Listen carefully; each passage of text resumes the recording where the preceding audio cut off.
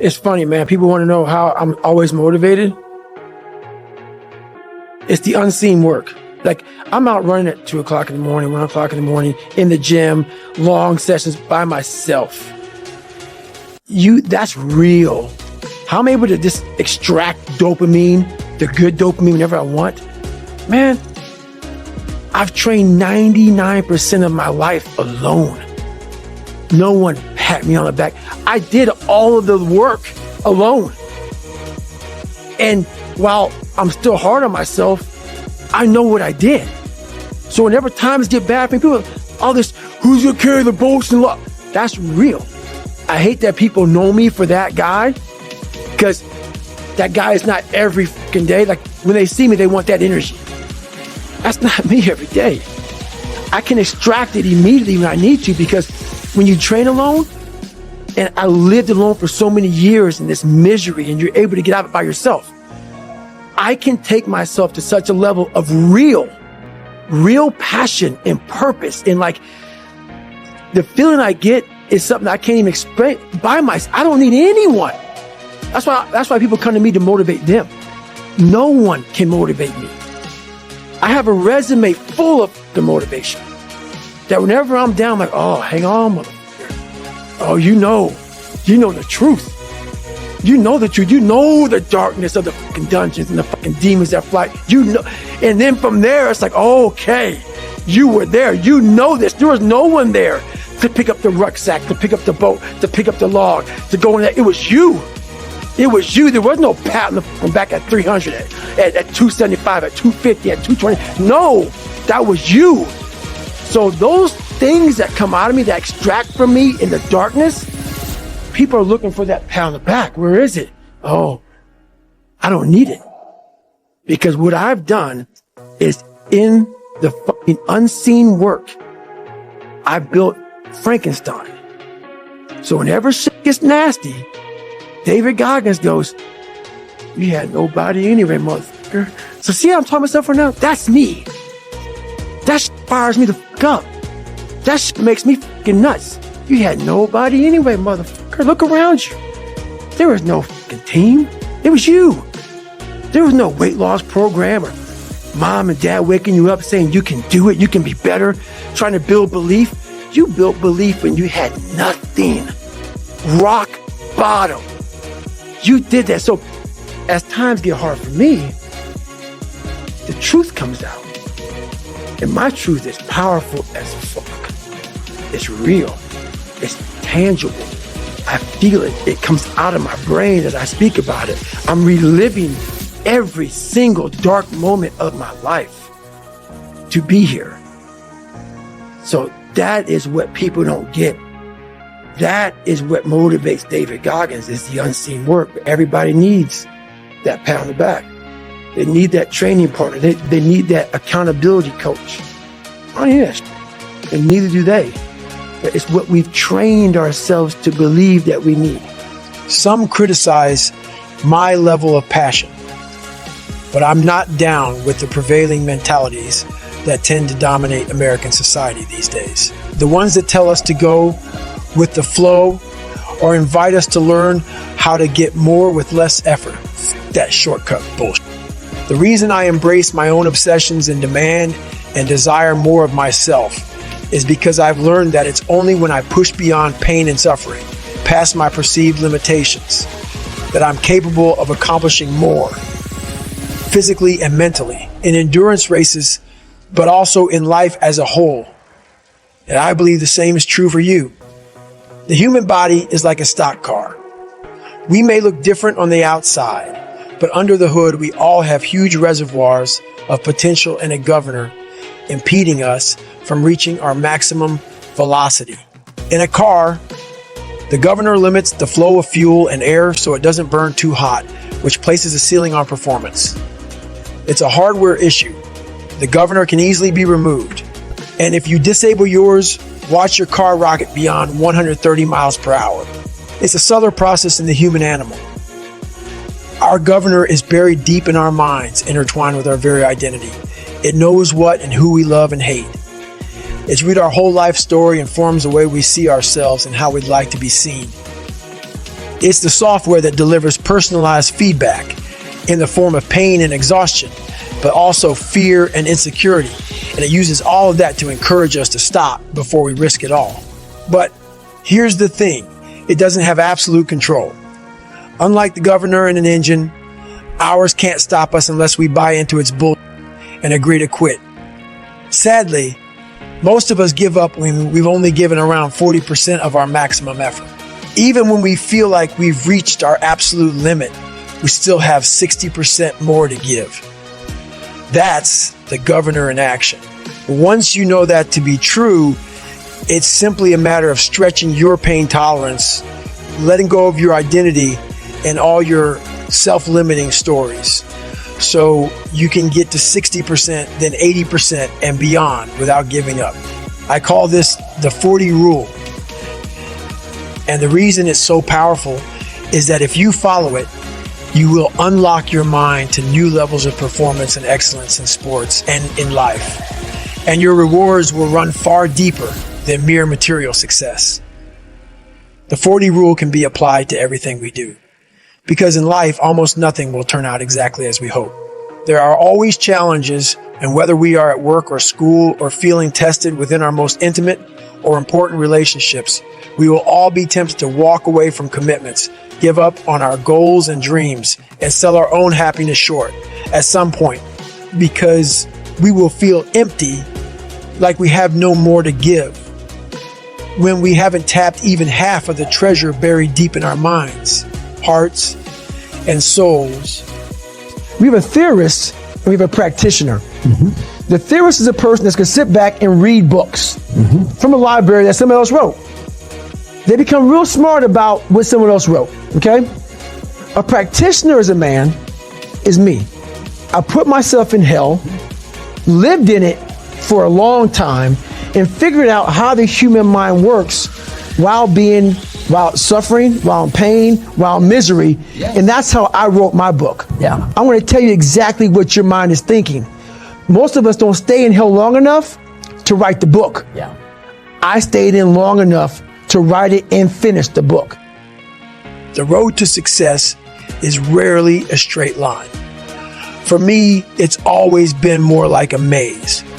Many times when I thought I'd finally cracked the code, had it all figured out, and found the straight path to certain victory, I hit a wall or got spun into a turnaround. When that happens, we have two choices. We can stay stuck or regroup back up and try again. That's where evolution begins. Hitting those walls time and again will harden and streamline you. Having to back up and formulate a new plan without any assurances it will ever pan out will tune your say up and develop your problem solving skills and your endurance. It will force you to adapt. When that happens hundreds of times over the course of many years, it is physically exhausting and mentally draining, and it becomes damn near impossible to believe in yourself or your future. A lot of people abandon belief at that point. They swirl in the eddies of comfort or regret, perhaps claim their victimhood, and stop looking for their way out of the maze. Others keep believing and find a way out, but hope to never slip into a trap like that ever again. And those skills they'd honed and developed wither. They lose their edge. I am always on the hunt for another twisted pretzel of a maze to get lost in, because that's where I find myself. The smooth road to success is of no use to savages like me. That may sound ideal, but it won't test us. It doesn't demand belief, so it will never make us great. We all build belief in different ways. I clock countless hours in the gym, where I log thousands of reps and run and ride my bike obscene distances to cultivate belief. Despite what you may think, I don't consider myself an ultra athlete, because those races are not who I am. They are tools. Each one provides me a stockpile of faith. So when I get stuck in the maze of life like a broke down savage, I still believe I'm capable of achieving my unreasonable goals, such as becoming a smoke jumper at 47 years old, no matter what society or the good doctor says. I don't mean to suggest that you must run 100 or 200 miles to believe you have what it takes to get where you want to go. That's what I had to do based on the depth of the darkness I came from and the scale of my ambitions. But if you've lost it, you do need to find your way back to belief. Whatever it takes for you to believe that you're better than good enough to achieve your dreams is what you must do.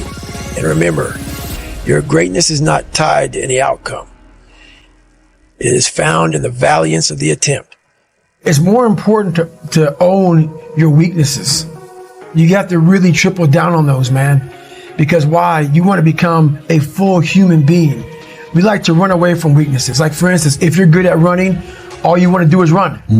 If you're great at reading, you have several books. But we don't do those things that we're not good at. So for me, I realized I keep on running away from these things I'm not good at.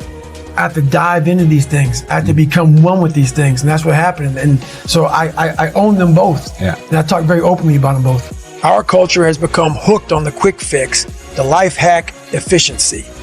Everyone is on the hunt for that simple action algorithm that nets maximum profit with the least amount of effort.